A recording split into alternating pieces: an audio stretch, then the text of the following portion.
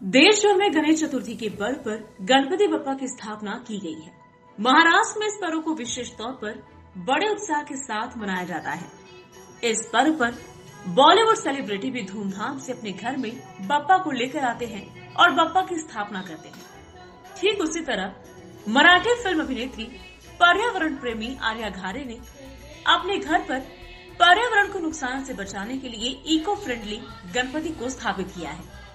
अभिनेत्री आर्या पूरे 10 दिन तक बप्पा को समय देती है और इन 10 दिनों में भगवत गीता का अध्ययन करती है। साथ ही पर्यावरण को लेकर भी वो कई स्कूलों में और सांस्कृतिक कार्यक्रमों का मार्गदर्शन करती है। तो आइए सुनते हैं इस गणेश उत्सव को लेकर क्या कुछ कहा अभिनेत्री आर्या घारे ने।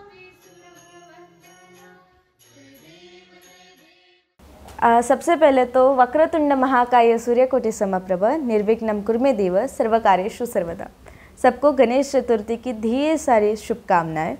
आज गणपति बप्पा का आगमन हम सबके घर में हुआ है, बड़े धूमधाम से हुआ है। इसकी खुशी है क्योंकि 2 साल पैंडेमिक की वजह से हम धूमधाम से तो नहीं मना पा रहे थे, पर अभी बप्पा के आशीर्वाद से ये सब कम हो गया और हम धूमधाम से मना पा रहे हैं।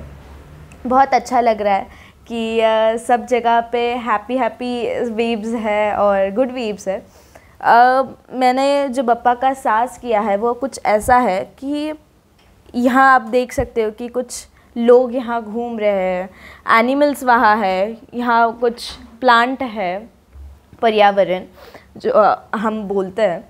तो ये इस वजह से है कि सृष्टि का जो पालनहार है, जो जिसने ये जग निर्माण किया है, उसके वजह से हम सब हैं।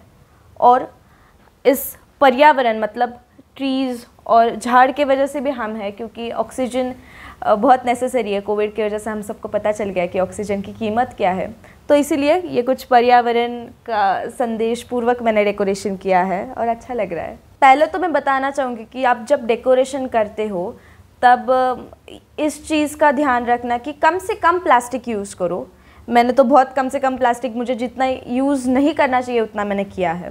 और दूसरी चीज़, जब अभी इसी शहर से बहने वाली इंद्रायणी गंगा नदी अभी वारी में इतनी हालत उसकी ख़राब हुई कि उसके जो स्टेप्स है उसके ऊपर कचरा है, मतलब वारकरी जो है उन्होंने नालियों से नहाया है। तो इतनी गंदी मतलब अवस्था कैसे हो सकती है, मुझे ये पहले समझ नहीं आता। तो इस सब की वजह से हमको ये जिम्मेदारी है हमारी कि हम इसे गंदा ना करें। क्यों ना करें? क्योंकि इसे हम पवित्र भूमि मानते हैं। हिंदू की मैं बोलूँ तो जान है, जान बोले तो इसमें कोई ऐसा गलत नहीं है ये शब्द। तो हिंदुओं की जान है गंगा नदी, और नदी ऐसा भी नदियाँ।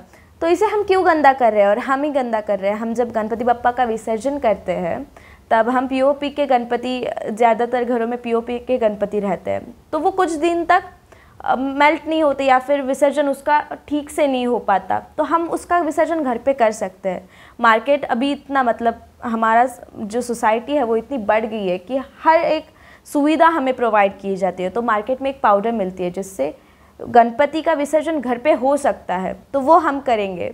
और 10 दिन जो फ्रूट्स हम गणपति के सामने रखते हैं, जो फ्लावर्स उनके गले में पहनाते हैं, जो वस्त्र उन्हें पहनाते हैं, ये सब हम नदियों में विसर्जन करते हैं। पर तब क्या होता है, जो फिशेस है, क्रैब्स है, वो सब इसके वजह से डिफेक्ट उन पे हो जाता है। वो मतलब मर सकते हैं, उन्हें कुछ हानि पहुंच सकती है। तो इसका हमें ध्यान रखना चाहिए। इसके वजह से हम इन फ्लावर्स का, इन सड़े हुए जो फ्रूट्स है, इनका हम खाद बना सकते हैं जो खेती में यूज़ हो सकता है। तो यही मैं संदेश देना चाहूँगी कि कम से कम पोल्यूशन करिए और जितना आपको पॉसिबल है उतना ये जो चीज़ मैंने आपको बताई है ये फॉलो करिए। Bureau report, V news, Pune, Maharashtra.